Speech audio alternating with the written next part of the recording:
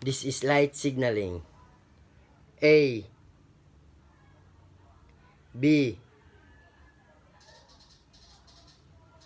C, D, E. Distress signaling using SOS light signaling. S, O,